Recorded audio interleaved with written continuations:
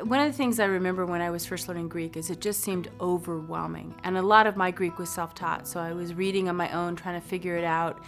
And I just have a real passion for encouraging students that they can do it. I know what it feels like to feel that this is really overwhelming. But after teaching for a long time, I began to realize that students were looking for something that would help them internalize some basic concepts.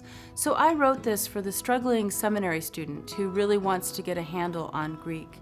I've also had my material used with college students, so I had that in mind when I was writing this grammar.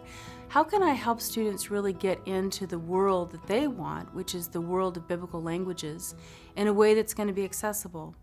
But I know that there are people who don't have the opportunity to go to seminary, so I also had them in mind as well.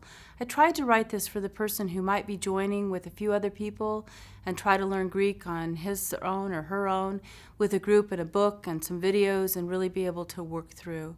So there's a lot of people who I think would really be able to benefit. So in this grammar, we're going to start with actually some very basic linguistic concepts that will lay a solid foundation, and we'll draw upon those over and over throughout the course.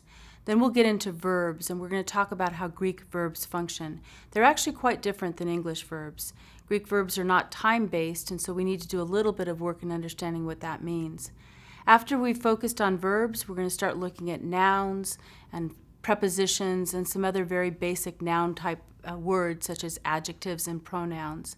Then we're going to keep building on our verb base. So Greek has 6 different tense forms, and we'll add each one and explain and build upon previous concepts. So we'll keep working through the text that way.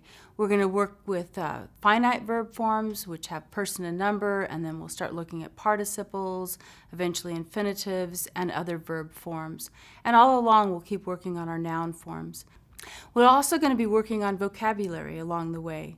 So at the end of the course, you should be able to read through many parts of the New Testament. You'll be surprised at how much you can read along and translate on the fly. You know, sometimes students think that their professors are really far removed and can't remember what it's like to be a student, but I well remember that it was difficult. A lot of my learning Greek was by myself, and I was trying to figure it out so I could teach it, and it just seemed overwhelming at times. It can feel foreign. You don't know the alphabet, everything seems different, but you can do it. One of the things that encourages me is to realize that in God's providence, this is the language that He chose to use to communicate Himself. So don't get discouraged. God wants you to be able to read His Word, and He wants you to learn Greek. And also, don't compare yourself with other people. There's some people who just get it quickly. So I want to really encourage you, don't get discouraged after a couple of lessons when it feels overwhelming or you're not sure why. Just have fun. Ask the Spirit to help you. Look at each one of these lessons as a challenge and just look at what you're going to learn.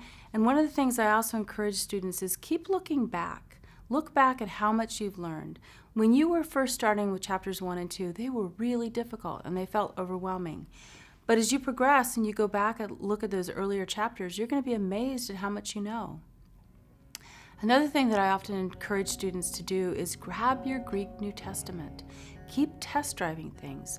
Don't focus on all the words on the page that you don't know, but get excited about how many words you can recognize and you do know.